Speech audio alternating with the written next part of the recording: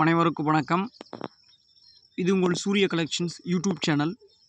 தொடர்ந்து ஆதரவு தெரிவிக்கலாம். மேலும் பொது அறிவு என்ற தலைப்பின் அடிப்படையாக வைத்துக்கொண்டு ஒரு சில வினாக்களை விவாதித்து கொண்டு வருகின்றோம். இன்றைய சூழலில் மேலும் ஒரு சில வினாக்களை பற்றி பார்க்கலாம். வாங்க வீடியோக்குள்ளே போகலாம். கவனிங்க, தொடர்ந்து 4வது எபிசோடாக பொது அறிவு என்ற தலைப்பில் முதல் வினா பார்க்கலாம்.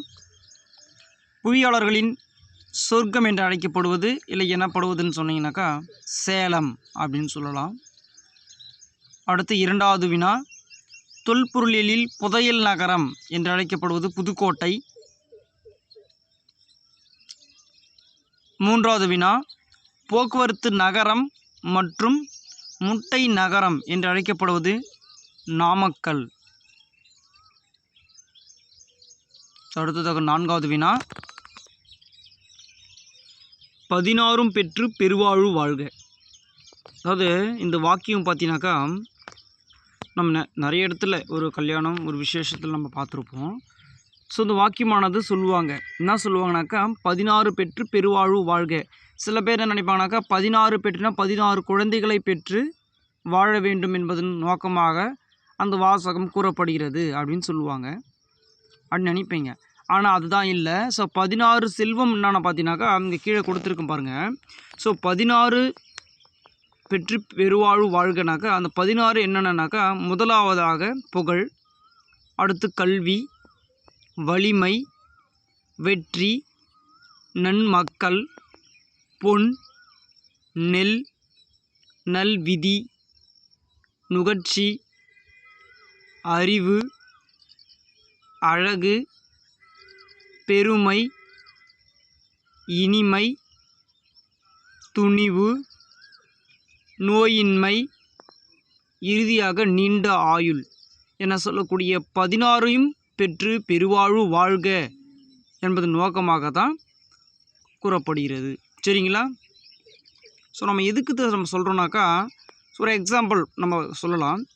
16 பெற்று பெருவாழ்வு வாழ்க என்ன சொல்லப்படும் வாக்கியங்களில் 14 அதாவது 16ன்னு சொல்லக்கூடிய அந்த பொருளில் ஏதேனும் ஒன்று கண்டுபிடிக்க ஏதேனும் ஒன்றை நம்ம சொல்கிற மாதிரி அந்த கொஷினில் வரும். நம்ம சூஸில் கொடுப்பாங்க. அந்த 16ல் ஏதாச்சும் ஒன்று நம்ம கிளிக் பண்ணிக்கலாம். சரிங்களா? அடுத்ததாக 5வது வினா, ரப்பர் பயிரிடுவதற்கு ஏற்ற வெப்பநிலை 35 டிகிரி செல்சியஸ் வெப்பநிலையை கொண்டது. அடுத்து இந்தியாவின் ரூர் என்று அழைக்கப்படும் நதினாக்கா தாமோதர். இந்தியாவினுடைய ரூர் என்று அழைக்கப்படும் நதி தாமோதர். அடுத்த வினா பார்க்கலாம். 7வது வினா, நீர்வீழ்ச்சிகள் மற்றும் அதனுள் அமைந்துள்ள இருப்பிடங்கள். இது மிக மிக முக்கியமானது. முதல் பார்க்கலாம், சுருளி நீர்வீழ்ச்சி எங்கு அமைந்துள்ளதுனாக்கா தேனி. 2வது, ஆகாய கங்கை என்ற நீர்வீழ்ச்சி எங்கு அமைந்துள்ளது நாமக்கல். அடுத்து குற்றாலம் எங்கு அமைந்துள்ளது திருநெல்வேலி. அடுத்தது பாருங்க, கிளியூர் மகிழ்ச்சி என்ற நீர்வீழ்ச்சி எங்கு அமைந்துள்ளது செர்வராயன் குன்று. அடுத்து பாருங்க, குரங்கு நீர்வீழ்ச்சி அமைந்துள்ள இடம் கோயம்புத்தூர். ஒகேனக்கல் நீர்வீழ்ச்சி அமைந்துள்ள இடம் தர்மபுரி.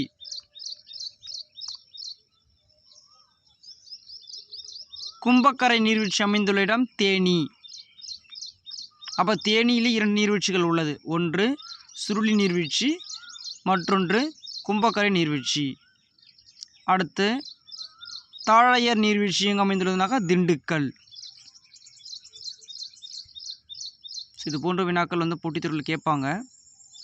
நீர்வீழ்ச்சியை கொடுத்துட்டு அமைந்துள்ள இடம் கேட்கலாம், இல்லை தேனியில் அமைந்துள்ள நீர்வீழ்ச்சி கேட்கலாம், அல்லது ஒகேனக்கல் அமைந்துள்ள இடம் கேட்கலாம். அது என்ன சொல்லணும், தர்மபுரின்னு சொல்லணும். அடுத்து கோயம்புத்தூரில் அமைந்துள்ள நீர்வீழ்ச்சிகளில் ஒன்று குற்றாலம், குரங்கு நீர்வீழ்ச்சி. ஒகேனக்கல்னாக்கா எங்கள் கோயம்புத்தூரில் குரங்கு நீர்வீழ்ச்சி. சரிங்களா? அடுத்த வினா பார்க்கலாம். 8வது வினா, தாஜ்மஹால் கட்ட எத்தனை ஆண்டுகள் ஆனது? ஏறக்குறைய 20 ஆண்டுகளை கொண்டது. அப்போ தாஜ்மஹால் ஆனது 20 ஆண்டுகள் கட்டப்பட்டது. அல்லது 20 ஆண்டுகளில் கட்டி முடிக்கப்பட்டது எப்படின்னு சொல்லலாம். ஆக மொத்தம் 20 ஆண்டுகள். அடுத்து 9வது, தமிழ்நாட்டிலே மிக உயரமான உழவர் சிலை அமைந்துள்ள இடம் தஞ்சாவூர் அரண்மனை வளாகம். அப்போ தஞ்சாவூரில் உள்ள அரண்மனை வளாகத்தில் தான் உலகிலே மிக உயரமான உழவர் சிலை அமைக்கப்பட்டுள்ளது. அடுத்தது, தென்னிந்திய கும்பமேளா என்று அழைக்கப்படும் திருவிழா எங்குனாக்கா கும்பகோணம் மகாமலை. தென்னிந்திய கும்பமேளா என்று அழைக்கப்படும் திருவிழா எதுனாக்கா கும்பகோணம் மகாமலை. ஸோ இந்த வீடியோ பார்த்தோமைக்கு நன்றி. மீண்டும் நாளை ஒரு புது வீடியோவில் சந்திக்கலாம். அதுவரை உங்களது விடைபெறுவது த சூர்யா கலெக்ஷன்ஸ்.